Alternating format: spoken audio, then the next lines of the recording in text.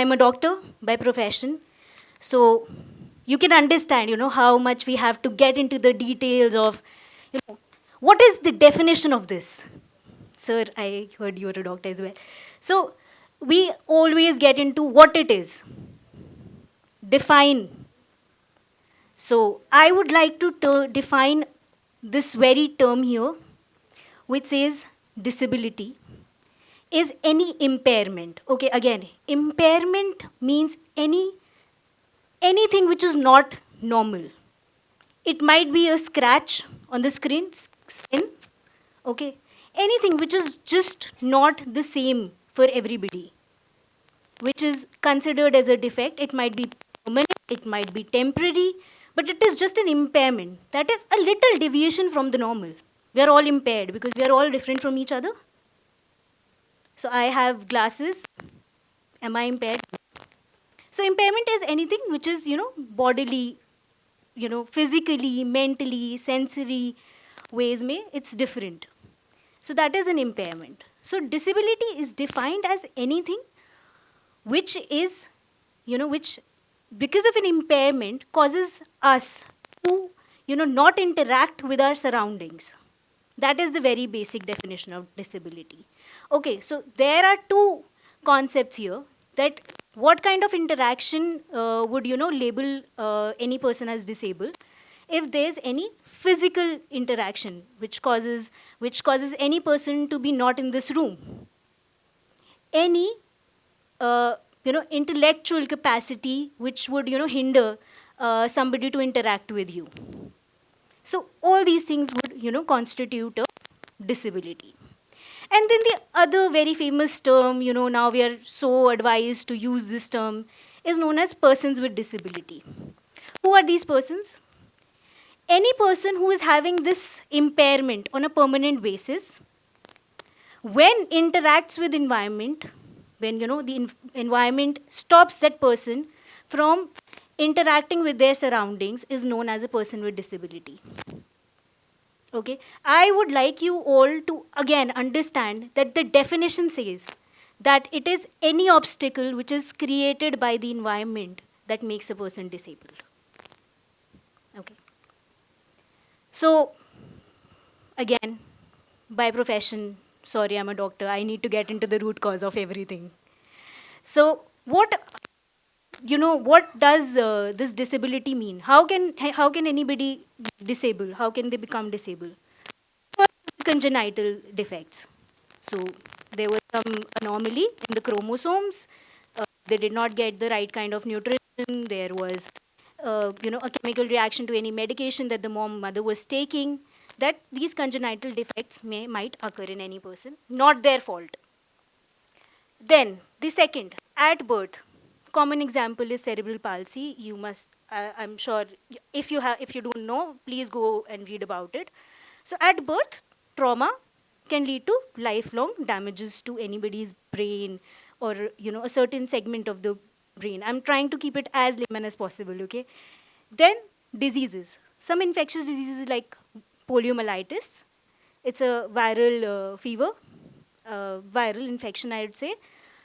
So they can cause these kind of diseases, these kind of disabilities, permanent disabilities here, I mean. Then accidents, injuries. I do not know when I would meet with an accident. This, disability during an accident might be temporary, might be chronic. They might lead me with a long-lasting disease. Might not let me open an eye. I might lose an arm. I might lose a leg. And we have seen examples of these kind of accidents happening in civil, roadside accidents.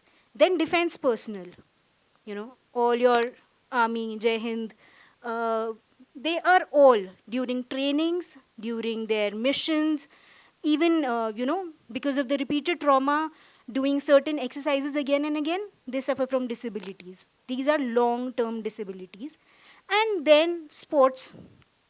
I fell down playing basketball, 20 years ago. And 10 years later, I found out that I need a very crucial ligament of my body to be changed. And for that, I was on bed for 6 months. And then, we cannot escape the fifth and the last one, which is old age. As soon as you will grow old, your vision is going to go impaired. Your hearing might go impaired. You might not be able to speak. You might not able to move. I'm sure that a lot of people who are my age would understand that the biggest challenge that I face right now is that my parents have so much pain in their legs, in their knees, that I'm looking for a house which has lift. Ain't that true for a lot of us? So we cannot, see that disability is not going to be a part of our lives or the people very, very near ones to us. I'm not asking that disability is far-fetched. It is not. The CDC guidelines says there are 21 types of disabilities, and then there are subclassifications. I'll not go into the details. So I would say that there's a whole fathom of disabilities to be discussed about, but the staggering numbers have that 57% of the people have locomotor disability. Now, again, what is a locomotor disability? So, locomotive organs, 2 legs, 2 arms. Any defect with these would result in a locomotor disability. And despite the other disabilities, and we should talk about them more, I would like to just show you that this 57% of the population, how they're living their lives. Also, this is a very concept, I live in a metro city, this is not going to affect me. But I would like to show you the data here that says it is not. The difference, the occurrence, the prevalence of these disabilities is not very, different in urban versus rural scenario. It is quite the same. Not definitely there are different statistics, but it's not very, different. The stats are not very far-fetched from each other. Now you must be asking, why am I telling you all this? One, because I personally see disability on a daily basis, because I get to interact with a lot of people of various kinds who, who would like me to address their disabilities, who seek treatment, management, rehabilitation for these. And the second reason is that I have a story to tell you all. So, a journey through disability, as I would like to say. So this boy was born normal to, a good family in a very metro city like Delhi. And at the age of 9 months, he got affected by polio. His both lower limbs and his left upper arm were affected completely, which meant that he will never be lifting these 3 crucial organs of his body, 3 crucial limbs. The only thing that was left working was his right hand. Thank God, he could still write. And then began I would say, a very fearful journey for my listeners. This boy was put through various quacks, because as medical sciences, this disorder does not have a cure right now, and definitely things were pretty much worse 50 years down the lane. So what used to happen, that this boy was 12 months, 1 year old, and he used to be, put steroidal injections at his feet.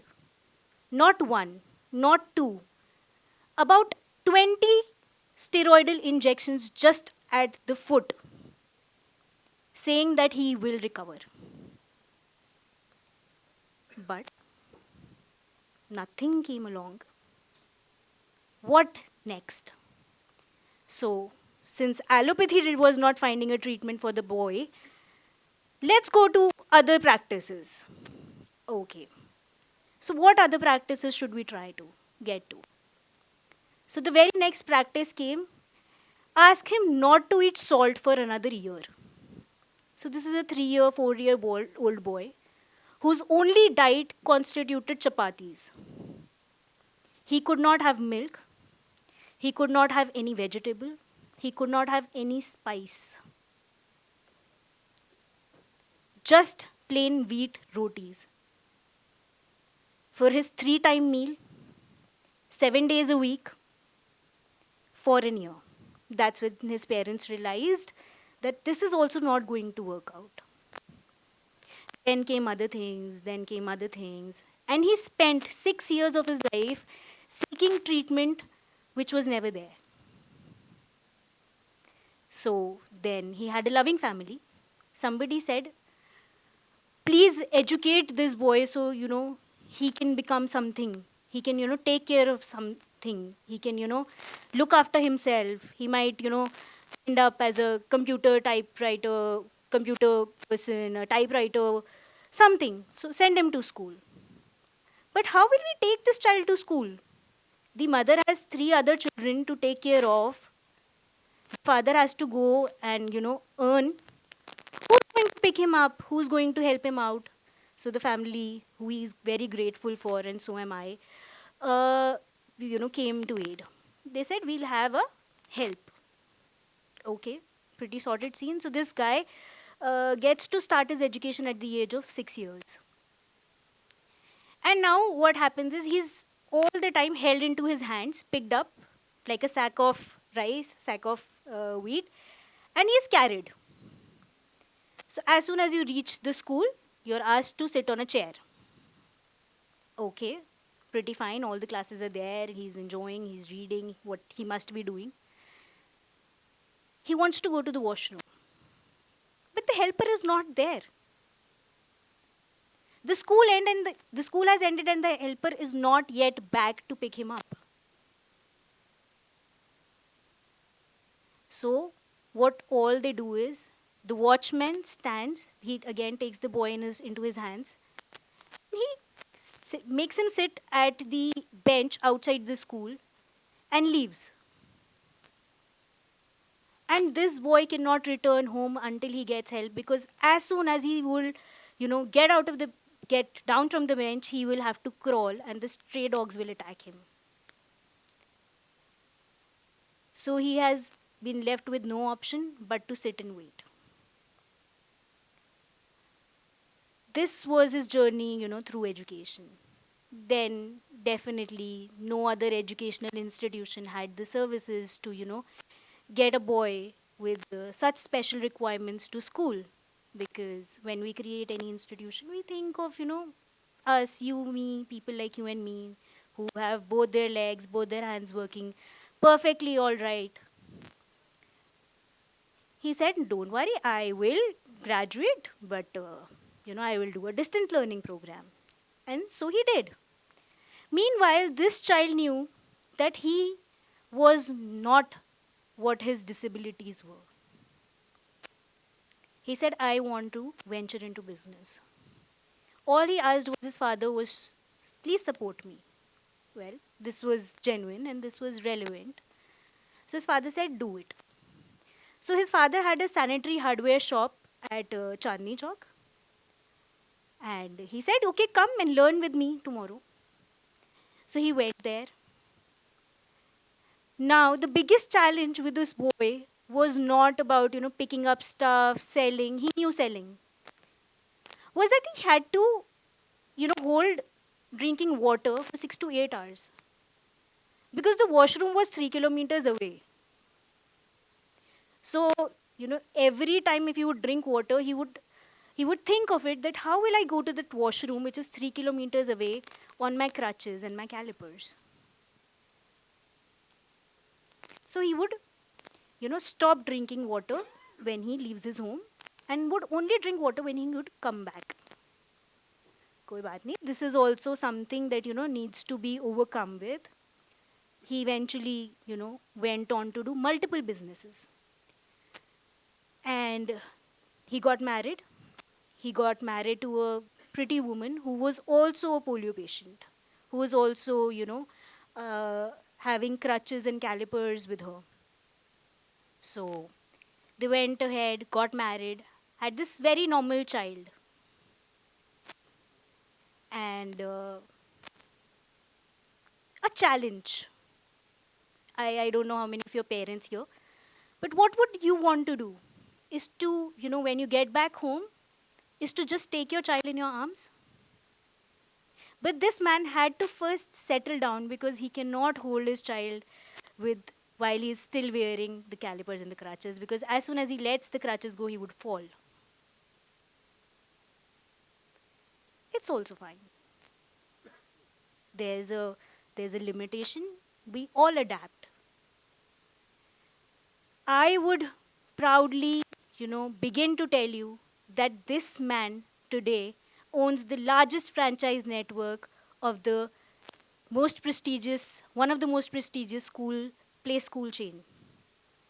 This man is again is the owner of a franchise network of formal schools, which are 115 number across the nation. He is the co-founder of the first social impact university of India.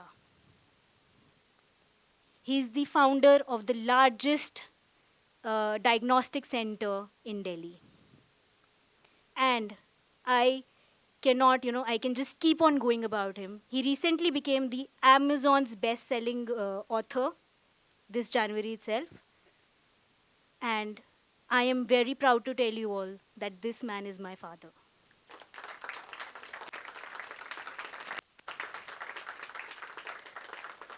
Because of him, because of him, I got to meet a lot of people who were exemplary ablers. This is a word, abler, which Deepa Malik ma'am oftenly says in her interviews. I hope you all know. Padma Shri Deepa Malik, then Padma Shri Kanubhai Taylor, and Anjali Agarwal. They're all working. They all have locomotor disabilities, and they have done exceptionally well in their fields. Okay.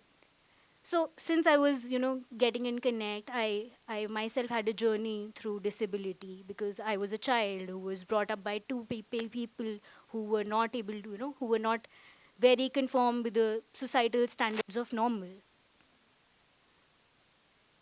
I said, I come out and tell you that this is not exceptional. Disability is not exceptional. Every person you meet, would or would have, would be, or in future, would come across somebody who would require some special, changes in the environment to function well. That is all that disability is. These people, my father, my mother, their disability is not exceptional. The way they handled this disability was exceptional. The decisions they took, the willpower they showed, the courage they showed is exceptional. But, coming down everything to being them disabled is not exceptional. So, what is exceptional? Why create an exception out of these people? I have a question here. If you remove all these hindrances that we were talking about in the definition in the first slide, if you would like me to go back, I can. If you remove all these hindrances from their environment, there would be nothing about them that would, take them as exceptional as the society says it. And these hindrances are very much man-made. It's very much our-made, When I create a temple, I create 50 stairs with it so that, their target audience, which is the elderly, as we, like to, joke about, has to come there. But come on, my dadi has osteoarthritis. How is she going to, come up 50 stairs to reach Lord Shiva, Lord Rama? You want your children to be educated, but you do not see for a school which has a ramp to let them in if they have a fracture. You do not see to the special requirements of people, who are blind, deaf, dumb, intellectually impaired. Why? Because we think this will never happen to us. And I hope this never happens to anybody of us. But as I told you, this is not predictable. This is not very predictable. I can go on and on and on about telling you that, what needs to be done, what all is wrong, what all is not wrong. And we would spend days here. I am sure you're loving my company.